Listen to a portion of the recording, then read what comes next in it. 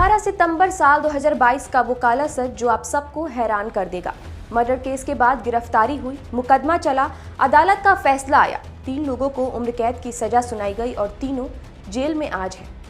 Murder case के 3 साल 8 महीने बाद लोग सड़कों पर धरना प्रदर्शन कर रहे हैं और मांग है कि उसे इंसाफ दिया जाए। सवाल है, जिस केस की सजा सुना दी गई है और आरोपी जेल में सजा काट रहा है, फिर अचानक वो केस कैसे जिंदा हो गया? क्या 3 साल 8 महीने पहले जिन आरोपियों को गिरफ्तार किया गया, उम्र कैद की सजा सुनाई गई, वो बेकसूर है? क्या वो सजा गलत है? नमस्कार, जीवन 24 में स्वागत है आपका। आपके साथ मैं हूं आंचल सिंह। बात कर रहे हैं अंकिता भंडारी केस की। 18 सितंबर 2022 को ऋषिकेश के एक रिजॉर्ट से अंकिता अचानक गायब हो गई थी।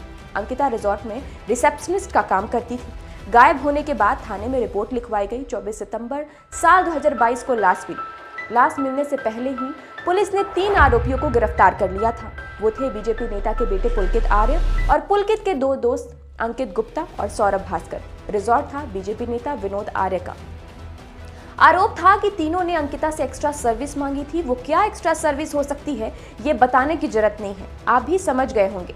जब अंकिता ने इन लोगों को सर्विस देने से मना किया तो तीनों ने बदतमीजी की और उसे मार दिया। सवाल है कि मार दिया या क्या हुआ, इसका तो ना कोई सबूत है ना ही कोई गवाह, क्योंकि जिस रिजॉर्ट में अंकिता काम कर रही थी वहां 19 सितंबर को कोई वीवीआईपी नेता आने वाले थे, जिसके लिए पुलकित और उसके 2 दोस्त अंकिता से एक्स्ट्रा सर्विस की बात कर रहे थे।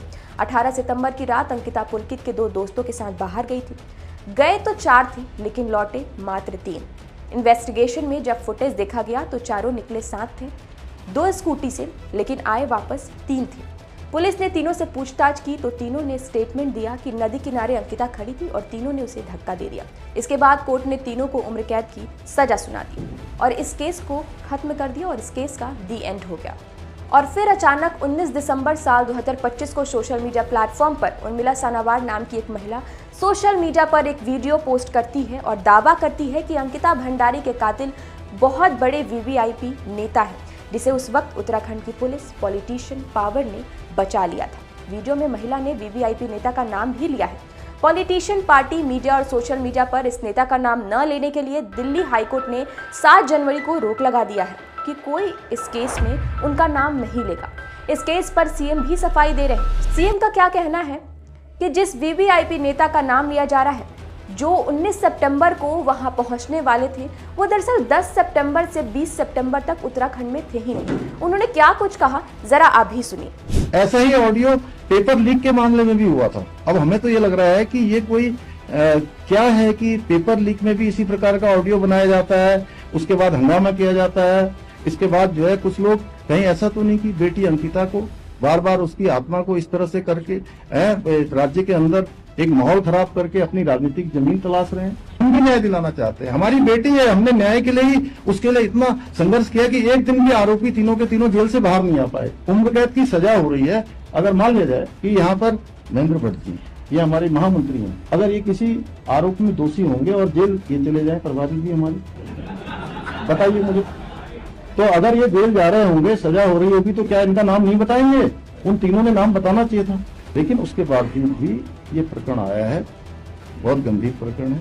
अंकिता का कत्ल क्यों और कैसे हुआ और बीजेपी का वो वीवीआईपी नेता कौन है, इस ऑडियो और वीडियो के वायरल होने के बाद उत्तराखंड के लोग सड़कों पर धरना प्रदर्शन कर रहे हैं और अंकिता के इंसाफ की मांग कर रहे हैं। यहाँ तक कि खुद बीजेपी के अंदर ही बहुत सारे नेताओं ने मुख्यमंत्री धामी से अंकिता भंडारी केस के फिर से जांच करने की मांग भी रखी है। अंकिता के पिता ने भी मुख्यमंत्री से जांच की मांग की है। कहा अंकिता भंडारी केस की जांच दोबारा होनी चाहिए और ये जांच सीबीआई को सौंपी जानी चाहिए। अंकिता भंडारी हत्याकांड को लेकर न्याय की मांग अब खून से लिखे गए सवालों तक पहुंच गई है। अल्मोड़ा की 2 सगी बहनों ने अपने खून से राष्ट्रपति को पत्र लिखकर पूछा है कि जब एक बेटी को न्याय नहीं मिलता तो बाकी बेटी कैसे सुरक्षित है।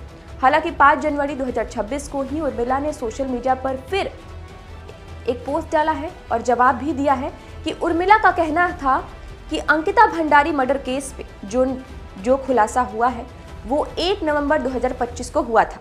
उसी दिन उसने ऑडियो रिकॉर्ड किया था। इस पोस्ट में उर्मिला ये शक भी जता रही है कि शायद उनका ये मोबाइल अब गायब ना कर दिया जाए। सरकार और पुलिस की तरफ से तमाम भरोसा दिलाए जाने के बावजूद प्रदर्शनकारियों ने 11 जनवरी को उत्तराखंड बंद करने का ऐलान भी कर दिया है।